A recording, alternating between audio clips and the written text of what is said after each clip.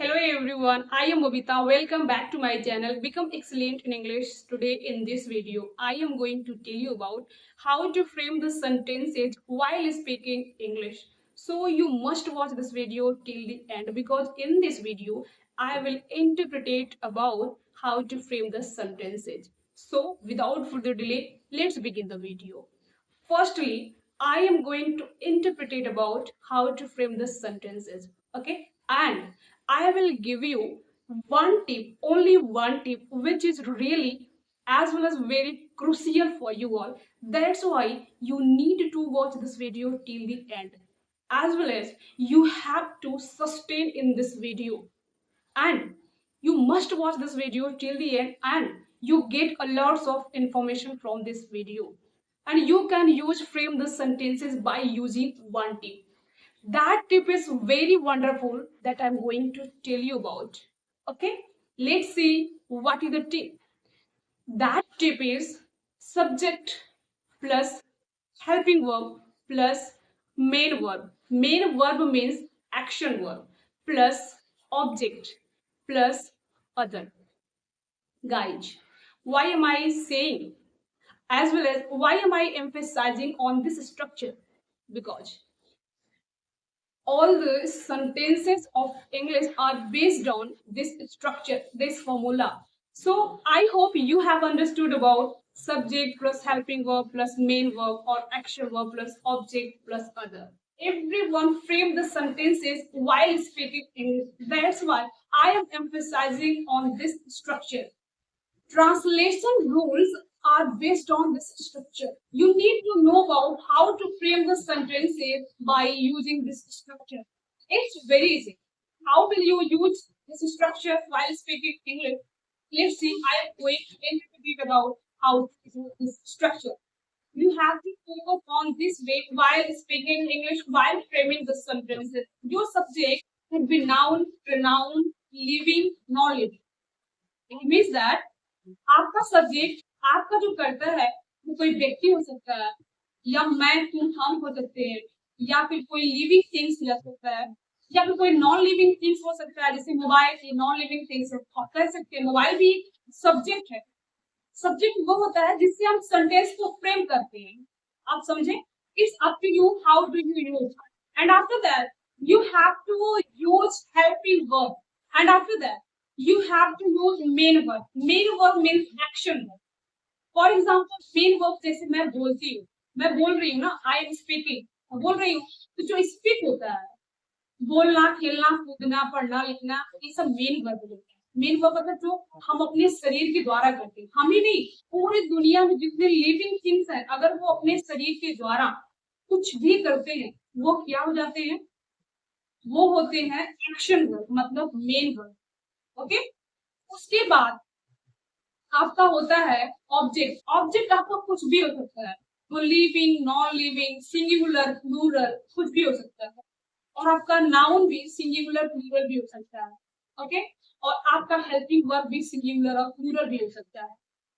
और आपका जो वर्ब है वो भी सिंगुलर और प्लूरल भी हो सकता है। जैसे is, am, are, is plural है, इज सिंगुलर है, आर प्लूरल है, आर भी प्लूरल है, इज सिंगुलर, एम प्लूरल है, आर भी प्लूरल है। तो उसी तरह और अदर भी कुछ भी हो सकता है, noun, pronoun, living, non living, किसी व्यक्ति का नाम, चीज का नाम, मतलब कुछ भी। Overall sentences are based on structures, formulas, as well as way that I told about. Okay, but how to use this structure while speaking English? How to use as well as how to frame the sentences in English while speaking? Let's see. For example, अगर मैं कहूँ कि आप English बोलते हैं, तो आप मतलब you as a subject. Okay, you here, you as a subject.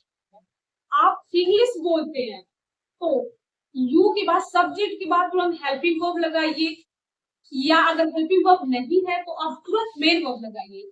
तो यू यहाँ मेन वर्ब है बोलना, हम बोलते हैं ना, आप बोलते हैं ना, तो आप तुरंत लगाइए कि यू हो गया, आप बोलते हैं यू स्पीक, यू के तुरंत बाद स्पीक लगाइए। सब्जेक्ट के बाद या तो हेल्पिंग वर्ब आएगा या तो मेन वर्ब है।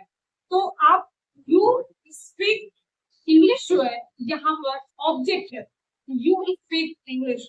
मैं आपको इंग्लिश पढ़ाती हूँ, आई टीच यू इंग्लिश। मैं एक subject, I as a subject, here I am using I as a subject, I teach as a main verb. Here, teach is here teach as a main verb, and you is object. I hope you have understood about how to frame the sentences in English very easy as well as very clearly, because I made you understand very easily. Consistency can improve your framing sentence in English very easily within 1 month. I guarantee you. If you will use this way while speaking English, if you will use this structure while framing the sentences in English, so guys, you will be definitely capable to speak English as well as you will be definitely capable to frame the sentences in English very easily. It's depend on your capacity. If you have this intellectual power that how to frame the sentences like me, what I told you guys, you will be definitely capable to frame the sentences in English. It's very easy. Anyone can frame the sentences in English. I also frame the sentences on this structure, on this way, on this formula. You need to give your efforts as much as possible. You can.